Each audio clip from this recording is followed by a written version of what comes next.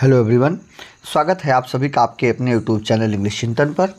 आइए हम लोग एक बार फिर से डिस्कस करते हैं 2019 का जो पेपर हुआ था उसमें सुपर टेट में इंग्लिश का जो पोर्शन आया था उन क्वेश्चंस के ऊपर हमारा डिस्कशन आज का होगा। तो चलिए हम लोग जल्दी से वीडियो को शुरू करते हैं, लेकिन उसके पहले मैं चाहूँगा कि अगर आप हमारे चैनल पर नए हैं, पहली बार आए हैं, तो आप प्लीज़ चैनल को सब्सक्राइब करें और अगर वीडियो पसंद आए तो लाइक करें और कमेंट करें। जैसा कि आप सभी लोग देख पा रहे होंगे कि एक पेपर है मेरे पास, इसमें एक पैसेज आपको दिख रहा होगा और उस पैसेज में कुछ डायरेक्शन लिखे गए हैं जो 31 और 32 के रिगार्डिंग है। अब जैसा कि हम लोग देखें अगर 31 क्वेश्चन को, तो which of the following is most opposite in meaning of the word deplete as used in the passage. देखिए, ये जो प्रश्न आते हैं इनको हम दो तरीके से सॉल्व कर सकते हैं। पहला तरीका होता है कि हम मीनिंग को कम्प्लीटली समझें और जो ऑप्शन है उसको सर्च कर लें, उसको एक तलाश लें कि कौन सा ऑप्शन सही है। और दूसरा तरीका होता है कि हम पैसेज में ही समझने की कोशिश करें कि क्या मीनिंग है और उसका अपोजिट क्या हो सकता है।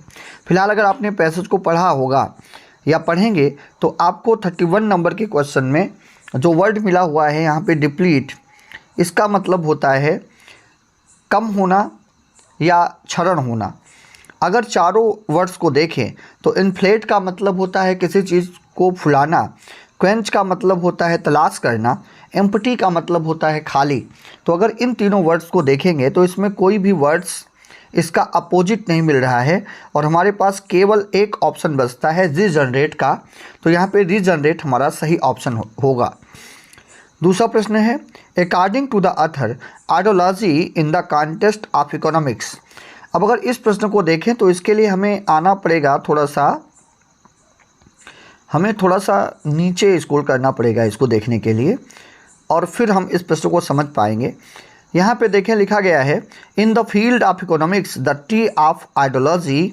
यहाँ से अगर देखें तो in the field of economics the tree of ideology has never bore any fruit. अगर इसका हम एक सेंस निकालें तो यहाँ पर इस क्वेश्चन का जो सही अर्थ देगा हमें वो ऑप्शन आपका हो जाएगा बी, यानी दूसरा number, has बेयरली yielded any result. ये बिल्कुल आपका एग्जैक्ट ऑप्शन होगा। तो इस तरह से हमने देखा था 2018 में कि पैसेज से एक प्रश्न आए थे, लेकिन यहाँ पर हमने देखा कि पैसेज से आपको दो प्रश्न मिल रहे हैं। तो हम ये समझें कि पैसेज से 1-2 नंबर के प्रश्न आपको मिलने के लिए ज़रूरी हैं, जिसमें एक आपका वोकैब से हो सकता है और दूसरा जो हो सकता है वो लगेज बेस्ड हो सकता है, जिसमें आपको पूरे पैसेज को पढ़ के एक किसी प्रश्न का उत्तर देना होगा। अगले कुछ प्रश्नों को लेते हैं। अगला प्रश्न है अपना 33 नंबर प्रश्न है fill in the blank with the correct pronoun of the following sentence. अब यहाँ पे एक सेंटेंस मिल रहा है आपको, वन शुड लव, उसके बाद है कंट्री। आपको पता होगा कि जब भी हम पोसेसिव का या ऑब्जेक्ट का यूज़ करते हैं तो अकॉर्डिंग टू सब्जेक्ट करते हैं। अब हमारा सब्जेक्ट क्या है यहाँ पे वन, और आप सभी लोग जानते होंगे कि वन के साथ हिज का यूज़ नहीं करते, ही का यूज़ तब करते जब यहाँ पे ही होता। हर का भी यूज़ नहीं होगा, हर का यूज़ हम तब कर सकते थे जब हमारा सी होता।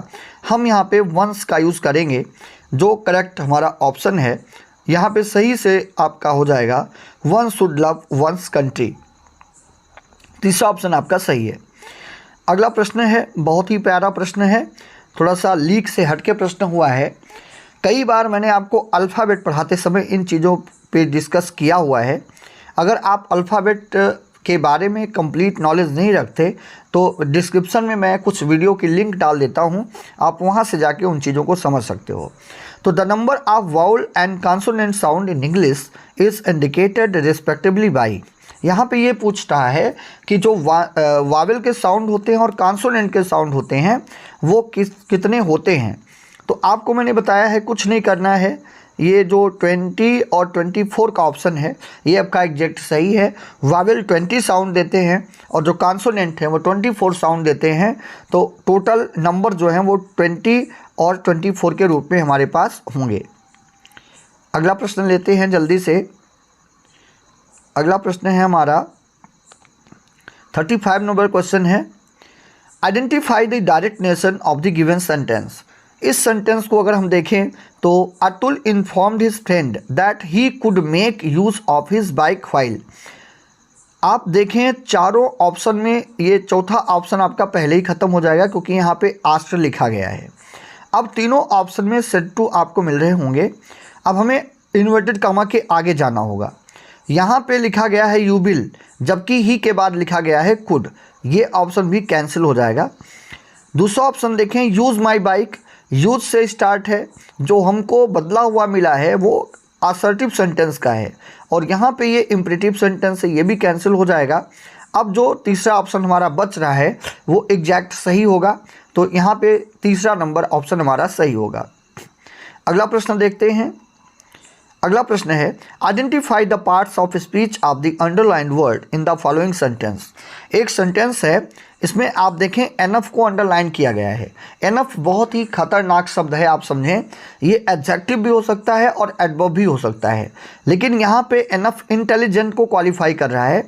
इंटेलिजेंट आपका एडजेक्टिव है, इसलिए ये आपका यहाँ पे एक ऑप्शन हमारा सही होगा। यहाँ पर एनफ आपका एडवर्ब है।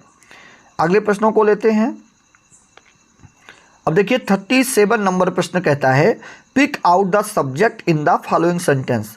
बहुत ही टेक्निकल यहाँ पे ये सेंटेंस है।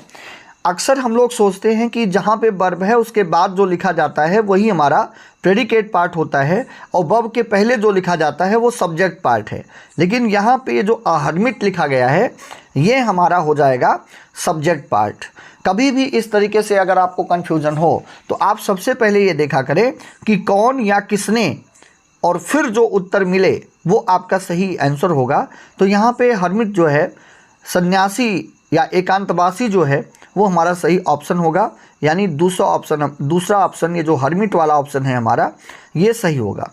अगला प्रश्न लेते हैं।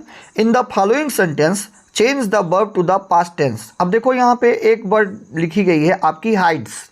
हाइड को जब पास्ट में आप चेंज करेंगे तो आपका हिड होता है। और यहाँ पे एक प्रश्न और अक्सर पूछा जाता है भाइयों, उसको भी ध्यान दे लें, वो वर्ब आपकी होती है slide.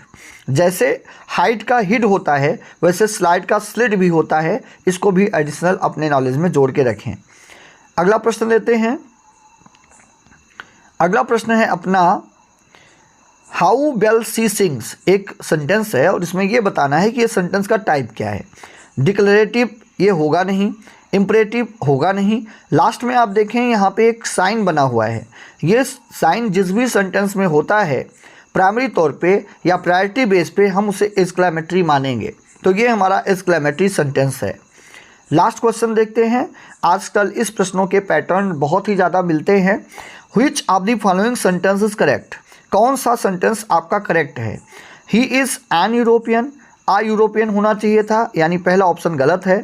And 1 rupee note, an 1 rupee गलत है, आ 1 रुपी नोट होता तब ये सही होता, ये ऑप्शन भी नहीं होगा।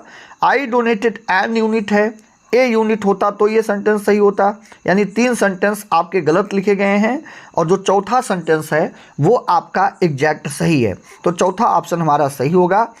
आशा है आप सभी लोगों ने पैटर्न को देखा होगा, क्वेश्चन के लेवल को देखा होगा और एक प्लान बनाया होगा कि इन फ्यूचर कैसे हम तैयारी करेंगे।